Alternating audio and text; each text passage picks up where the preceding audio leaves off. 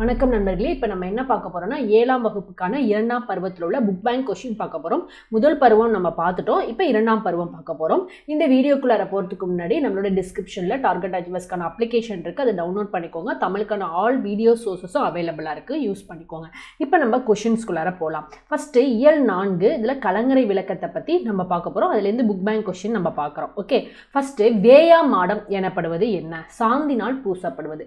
வேயா மாடம் அப்படின்னா என்னன்னா சாந்தினால் பூசப்படுவது. சரியா? சாந்தினால் பூசப்படுவது. இங்க கொடுத்துருக்காங்க பாருங்க. வேயா மாடம், வேயப்படாமல் சாந்து பூசப்பட்ட விண்ணை முட்டும் மாடத்தை உடையதுன்னு கொடுத்துருக்காங்களா? ஸோ அப்போ வேயா மாடம் எனப்படுவது சாந்தினால் பூசப்படுவது. ஓகே, அடுத்த கொஸ்டின் பாருங்க.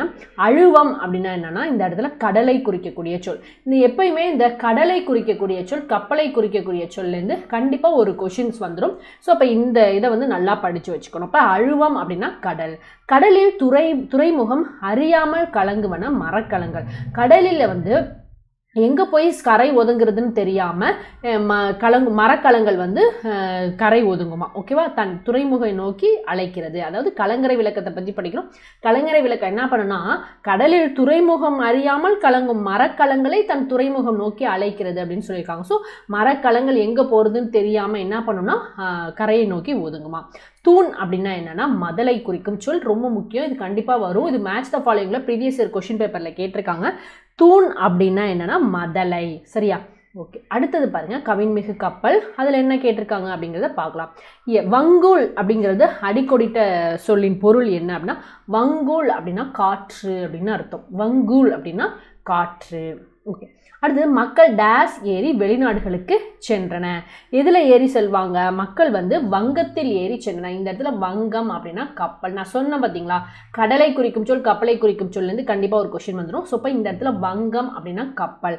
மக்கள் கப்பல் ஏறி வெளிநாடுகளுக்கு சென்றன. அடுத்தது புலால் நாற்றம் உடையதாக அகநானூறு கூடுவது எது? கடல். அதாவது புலால் நாற்றம் அப்படின்னா என்னன்னா கடல் வந்து நாரும், ஒரு மாதிரியான ஸ்மெல் வரும். ஸோ அப்போ வந்து புலால் நாற்றம் உடையதாக சொல்லியிருக்காங்க. புலால் நாற்றம் உடைய அலைவீசும் பெரிய கடலை நீரை பிளந்து கொண்டு செல்லும். ஓகே, புலால் நாற்றம் எங்கே காணப்படும்னா கடலில் காணப்படும் அப்படின்னு எந்த நூல் சொல்லுதுங்கிறது படிச்சுக்கணும். அகநானூறு சொல்லுது. புலால் நாற்றம் புலால் நாற்றம் உடையதாக கூறும் நூல் எது அப்படின்னு கேட்பாங்க. அப்போ கொஸ்டின் எப்படி வேணாலும் கேட்க சான்ஸ் இருக்கு. ஸோ அகநானூறு. சரியா? நம்மள இப்போ எப்படிங்கலாம் நாற்றம் அப்படின்னா அகம்னா உள்ளமா, நாற்றத்துக்குனால நம்மளோட உள்ள எப்படி இருக்கும், ரொம்ப ஒரு மாதிரி இருக்கும், ஒரு மாதிரி பேடாக ஃபீல் பண்ணுவோம். அப்படிங்கிறப்ப அப்போ நாற்றம், அப்போ அகநானூறு அப்படின்னு லிங்க் வச்சு படிச்சுக்கணும். ஓகே, இந்த இடத்துல பெருங்கடல் என்னும் சொல்லை பிரித்து எழுத கிடைப்பது பெருமை பிளஸ் கடல். மை விகுதி வச்சு எழுதுறாங்க. பெருமை பிளஸ் கடல். இன்று பிளஸ் ஆகி இன்றாகி. இந்த ரூவும் ஆவும் சேர்ந்து ராவா மாறிடுது, இன்றாகி. எதுகை இடம்பெறாத என. எதுகைனா இரண்டாம் எழுத்து வந்து ஒன்னா இருக்கணும். இங்க பாருங்க, வங்கம் சங்கம் ஒன்னா இருக்கு, அசைவு இசைவு ஒன்னா இருக்கு, உலகு புலவு ஒன்னா இருக்கு. இரவு இயற்கை தான் கிடையாது. இதுதான் வந்து தவறான இணை. ஓகே, பொறுத்துக்க பாருங்க, ரொம்ப முக்கியம். வங்கம்னா கப்பல்னு படித்தோம். ஓகே, 1. நீகான்னா நாவாய் ஓட்டுபவன், படித்து வச்சுக்கோங்க. எல்னா பகல். மாட ஒள்ளேரினா கலங்கரை விளக்கம். மாட ஒள்ளேரினா கலங்கரை விளக்கம். இதை அப்படியே கொஸ்டின் பேப்பரில் கேட்க சான்ஸ் இருக்குது, நோட் பண்ணி வச்சுக்கோங்க. அடுத்து தமிழரின் கப்பற்கலை, அதை பற்றி படிக்கலாம். அதில் என்ன கொஸ்டின்ஸ் வந்திருக்கு அப்படிங்கிறத நம்ம பார்க்கலாம். சரி, ஓகே. தமிழர்கள் சிறிய நீர்நிலையை கடக்க பயன்படுத்தியது எது? ஓடம். சிறிய நீர்நிலைகளை கடக்க பயன்படுவது எதுனா ஓடம்.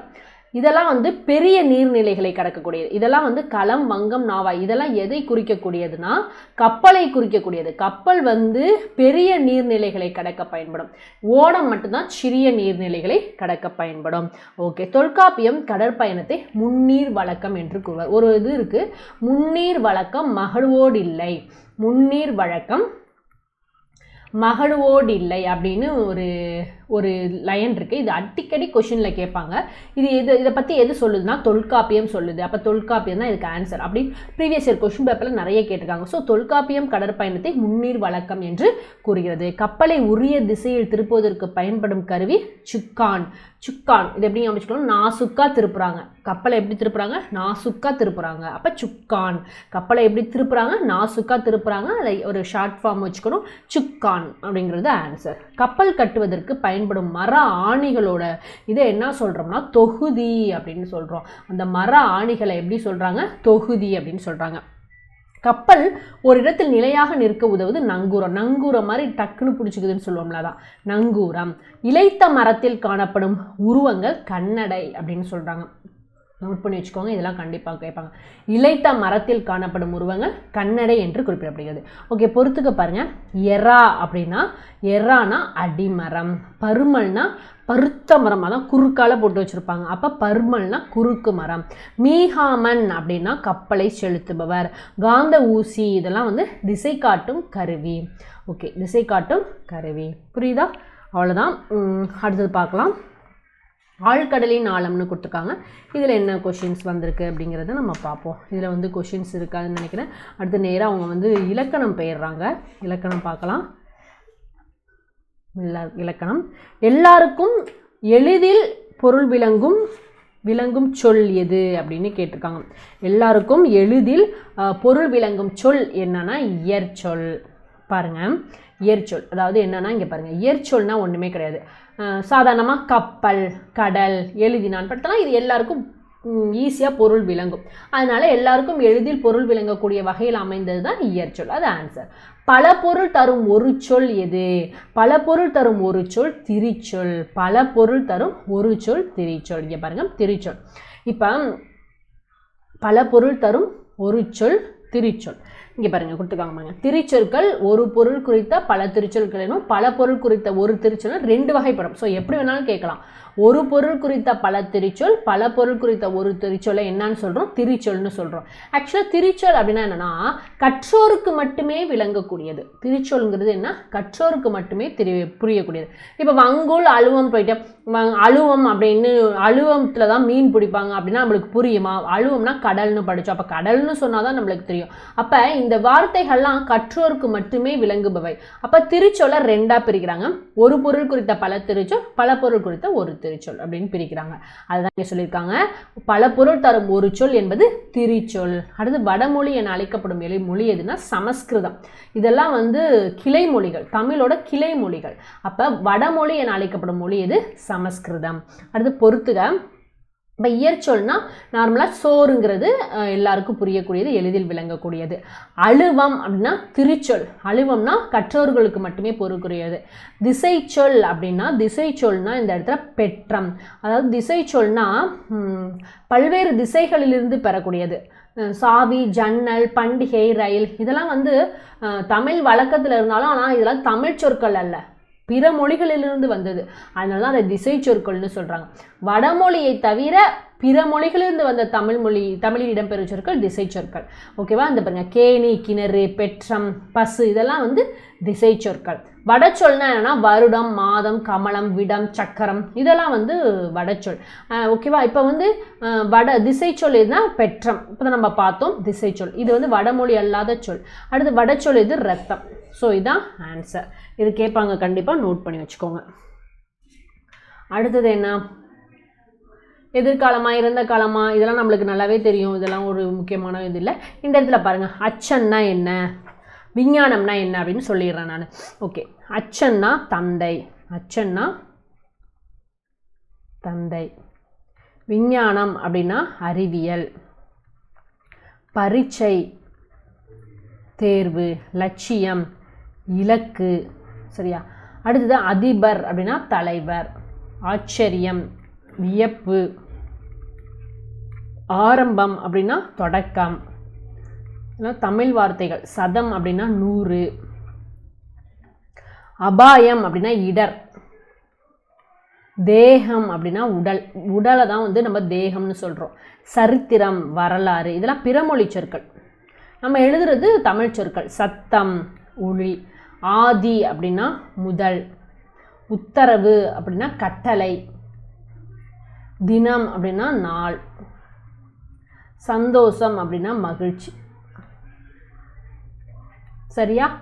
ஓகே, நோட் பண்ணி வச்சுக்கோங்க. இதுலேருந்து கண்டிப்பாக வரும். முக்கணிகளில் ஒரு டப்பா இருக்கிறதுனால நம்ம மா போட்டுக்கலாம். கதிரவன் மறையும் நேரம் மாலை நேரம். பெருந்திரளான மக்கள் கூடும் நிகழ்வு மாநாடு. எழுத்துக்களை ஒழிக்கும் கால அளவு மாத்திரை. அளவில் பெரிய நகரம் மாநகரம். அவ்வளோதான். ஓகே, இதெல்லாம் இம்பார்ட்டன்ட் கிடையாது, இருந்தாலும் நோட் பண்ணிக்கோங்க.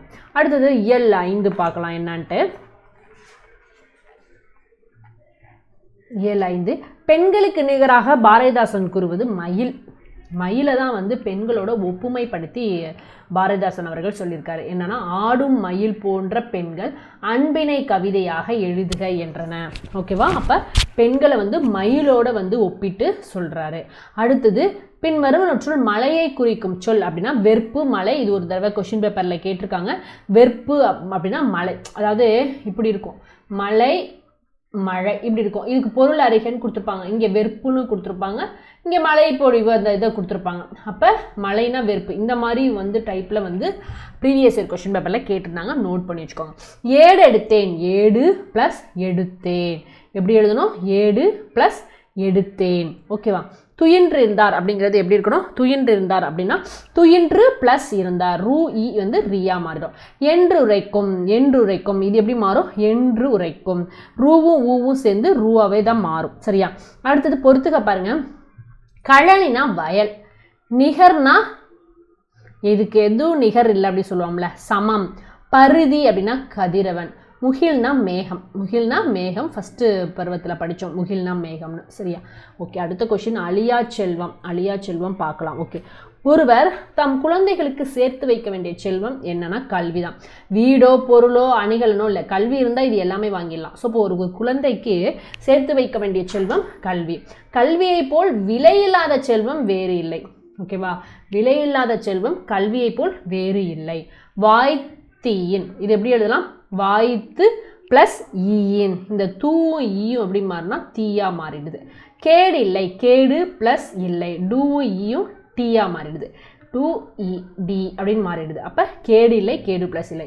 எவன் ஒருவன் அப்படிங்கிறத எவன் ஒருவன், இன்னும் ஓவும் சேர்ந்து நோவா மாறிடும். அப்போ எவன் ஒருவன். சரியா? ஓகே. அடுத்தது, அடுத்த கொஷின் பார்க்கலாம். அடுத்த பாருங்க, காலத்தின் அருமையை கூறும் திருக்குறள் எது? காலமறிதல். காலத்தின் அருமையை கூறும் திருக்குறள் காலமறிதல். கல்வி இல்லாத வீடும் விலக்கில்லாத வீடும் ஒன்று தானா? கல்வி இல்லாத நாடும் விலக்கில்லாத வீடும் ஒன்று தான். எல்லாம் ரெண்டும் ஒன்று தான். கல்வி இல்லைன்னா நாடு இல்லை, விலக்கு இல்லைன்னா வீடு இல்லை. கல்வி இல்லாத நாடும் விலக்கில்லாத வீடும் ஒன்று. பள்ளி தலமனைத்தும் கோயில் செய்வோம் என்று பாடியவர் பாரதியார். கண்டிப்பாக இதை கேட்பாங்க. பள்ளி தலம் அனைத்தும் கோயில் செய்வோம் என்று பாடியவர் பாரதியார். உயர்வு அடைவோம், உயர்வு ப்ளஸ் அடைவோம், இந்த ஊவும் ஆவும் சேர்ந்து இப்படி மாறிடும். உயர்வு ப்ளஸ் அடைவோம். அடுத்து இவை ப்ளஸ் எல்லாம், இவை எல்லாம் இப்படி மாறிடும், இப்படி மாறிடும், இவை எல்லாம் அப்படின்னு. ஓகே. அடுத்தது பள்ளி மறுதிறப்பு. அதில் ஒரு கொஷினும் இல்லை. ஒரு எழுத்து ஒரு மொழி சொல்லேருந்து கண்டிப்பாக கொஷின் வந்துடும். நல்லா படித்து வச்சுக்கணும் இந்த இதை. ஓகே, பார்க்கலாம். நன்னூலின் படி தமிழில் உள்ள ஓரெழுத்து ஒரு மொழிகளின் எண்ணிக்கை 42. ரொம்ப ரொம்ப ரொம்ப ரொம்ப இம்பார்ட்டன்ட் கொஷின் இந்த கொஷின். ஓரெழுத்து ஒரு மொழி சொற்கள் எத்தனை இருக்குன்னா 42 இருக்குதான். ரொம்ப ரொம்ப இம்பார்ட்டன்ட். ஓகே. எழுதினான் அப்படிங்கிறது வினை பகுபதம். எழுதினான் அப்படிங்கிறது வினை பகுபதம், வினை பகுபதம். ஓகே.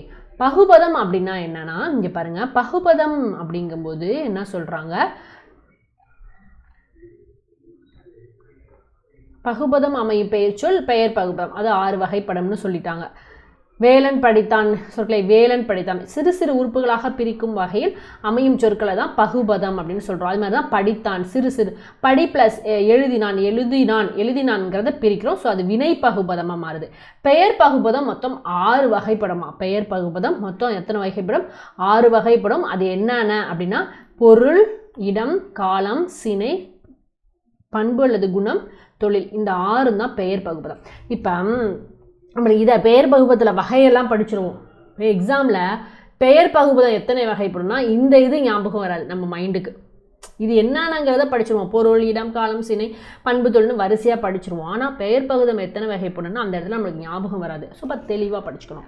பெயர் பகுபதம் 6 வகைப்படும். பொருள், இடம், சினம், தொழில், அந்த மாதிரி படித்து வச்சுக்கணும். காலத்தை காட்டும் பகுபத உறுப்பு எதுனா இடைநிலை. பாருங்க, இங்கே கொடுத்துருக்காங்க பாருங்க.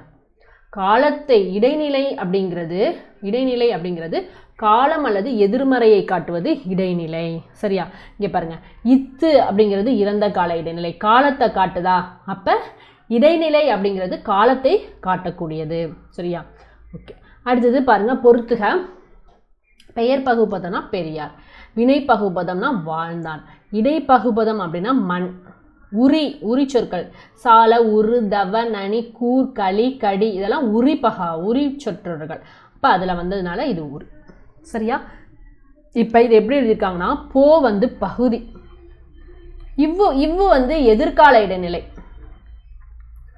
இவ்வு வந்து எதிர்கால இடைநிலை, ஆள்ங்கிறது பெண்பால் வினைமுற்று விகுதி.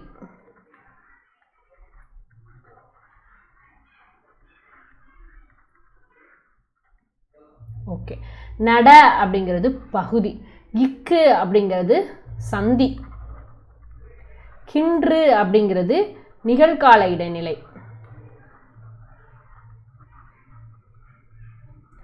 ஆண் அப்படிங்கிறது ஆண்பால் வினைமுற்று விகுதி. சரியா? எப்படி பிரிச்சிருக்கோங்கிறது தெரியுதா? ஓகே. அடுத்து பார்த்தான். இது எப்படி பிரிக்கலாம்னா இங்கே பிரிச்சிடுறேன். பார் பிளஸ் இத்து பிளஸ் ஆண் தான் பார்த்தான். ஓகே. பாருங்கிறது பகுதி, இத்துங்கிறது சந்தி, இத்து இறந்த கால இடைநிலை, ஆண் வந்து ஆண்பால் வினைமுற்று விகுதி. பாடுவார் பாடு பிளஸ் இவ் பிளஸ் ஆர். பாடுங்கிறது பகுதி, இவ்வுங்கிறது எதிர்கால நிலை, இவ்வுங்கிறது எதிர்கால நிலை, ஆறுங்கிறது ஆண்பால் வினைமுற்று விகுதி. ஓகே. அடுத்தது பார்க்கலாம்.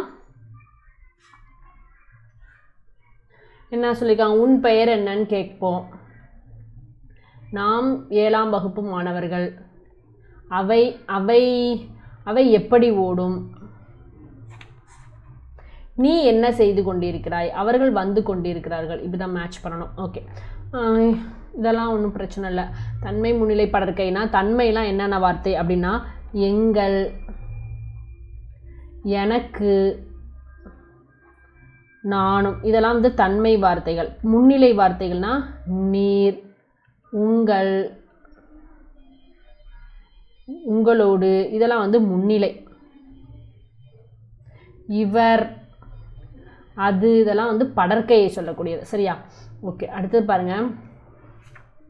ஓரெழுத்து சொற்களால் ஆடு புல் மேயும், தீ வந்து சுடும், கை பேசும், நான் பேசும், நான் அது சொல்லியிருக்காங்க. ஈ வந்து பறக்கும். ஓகே. டேஷ் பூ மனம் வீசும். தானா கொடு, இது வந்து ஓரெழுத்து ஒரு மணி சொற்கள்லேருந்து வந்திருக்கு. தானா கொடு. தீனா நெருப்பு, பானா பாடல், தைனா தை மாதம், தைத்தல் தை மாதம் அதை சொல்லுது. வைனா புல், மைனா அஞ்சனம். சரியா? ஓகே. ஓகே, அவ்வளோதான். அடுத்த இயல் 6 பார்க்கலாம். மயிலும் நானும் வனத்திற்கு டேஸ் தருகின்றன. மயிலும் நானும் வனத்திற்கு டேஸ் தருகின்றன. வனப்புனா அழகுன்னு அர்த்தம். அழகு தருகின்றன. வனப்புனா என்ன? அழகு. மிளகாய் வற்றலின் நெடி வந்து தும்மலை ஏற்படுத்தும். நெடி தான் வந்து நம்மளுக்கு தும்மலை ஏற்படும். அன்னை தான் பெற்ற மழலையின் சிரிப்பில் மகிழ்ச்சி அடைகிறார். மழலைனா குழந்தை. மழலைனா அந்த இடத்துல குழந்தையை சொல்லக்கூடியது. வனப்பில்லை, வனப்பு ப்ளஸ் இல்லை, வனப்பு ப்ளஸ் இல்லை, இதை தான் சொல்லணும். இந்த உப்புவும் ஈயும் தான் பியா மாறுது. ஓகே. அடுத்து வார்ப்பு ப்ளஸ் எனில், வார்ப்பெனில், உப்புவு ஏவா மாறி வார்ப்பெனில் அப்படின்னு மாறுது. பாருங்க. ஏரி பரியாகுமே என்ற தொடரில் பரினா குதிரை. ரொம்ப ரொம்ப ரொம்ப இம்பார்ட்டன்ட். பரினா குதிரை. இந்த மாதிரி கொஸ்டின் நிறைய கேட்பாங்க. பொருந்தா ஓசையுடைய சொல் மேன்மையால், அடிக்கையால், பாய்கையால். இது கொஞ்சம் வித்தியாசமா இருக்கு. ஸோ இதான் ஆன்சர். வன்கீரை, வன்மை பிளஸ் கீரை. வன்கீரை மை விகுதி பெற்று வந்திருக்கு. வன்மை பிளஸ் கீரை. கட்டி பிளஸ் அடித்தல். தீயும் ஆவும் மாறி என்னவா மாறும்? கட்டி அடித்தல் இப்படி மாறும். யாவா மாறிடும். சரியா? பேசும் ஓவியங்களை பற்றி பார்க்கலாம். ஓகே. குகை ஓவியங்களில் வண்ணம் தீட்டப்பட்ட பொருட்களில் ஒன்று டேஸ் மண் துகள். மண் துகளில் தான் வந்து அந்த குகை ஓவியங்களில் வண்ணம் தீட்டியிருப்பாங்க. வண்ணம் தீட்டப்பட்ட பயன்பட்ட பொருட்களில் ஒன்று இந்த மண் துகள்கள். ஓகேவா? நகைச்சுவை உணர்வு வெளிப்படுமாறு வரையும் ஓவியம் என்னன்னா கேலி சித்திரம். கேலி சித்திரம் தான் நகைச்சுவை உணர்வு வெளிப்படுமாறு வரையப்படும் ஓவியம். கேலி சித்திரம். கோட்டோவியம், கோடு பிளஸ் ஓவியம், கோட்டோவியம். இந்த டூவும் ஓவும் டோவா மாறிடுது. ஓகே. சாரி, கோட்டு பிளஸ் ஓவியம். இது தவறு, நான் தவறாக சொல்லிட்டேன். கோட்டு ப்ளஸ் ஓவியம், டூவும் ஓவும் மாதிரி கோட்டோவியம். இங்கே இட்டு வந்திருக்கு, நான் கவனிக்கல, கோடுன்னு போட்டேன். இங்கே இட்டு வந்திருக்கு, இங்கேயும் இட்டு வரணும். ஸோ கோட்டு ப்ளஸ் ஓவியம் கோட்டோவியம். ஓகே. செப்பேடு, செப்பு ப்ளஸ் ஏடு, செப்பு ப்ளஸ் ஏடு, இதுதான் ஆன்சர். எழுத்து ப்ளஸ் ஆணி எழுத்தாணி, தூவாவும் தாவாக மாறிடுது. சரியா? ஓகே, அவ்வளோதான். அடுத்தது பார்க்கலாம்.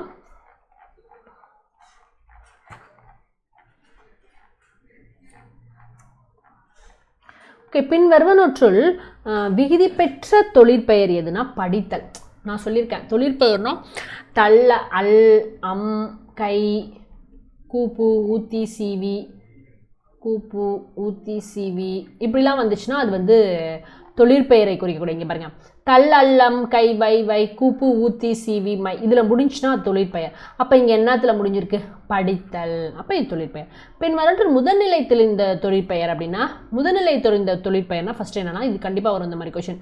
பெரு, பேரு, சுடு, சூடு, விடு, வீடு, மின், மீன், கொள், கோள், உடன்படு, உடன்பாடு இப்படிலாம் வரக்கூடியது தான் முதல்நிலை தெரிந்த தொழிற்பெயர். சரியா? அப்போ இங்கே பாருங்கள், சாரி நான் இங்கே பட்டல, இங்கே போயிட்டேன். ஓகே, இங்கே பாருங்கள், இங்கே நடு, நாடு அப்படின்னா இதுதான் முதல்நிலை தெரிந்த தொழிற்பெயர். ஓட்டம் அப்படின்னா இது என்ன? விகுதி பெற்ற தொழிற்பெயர்.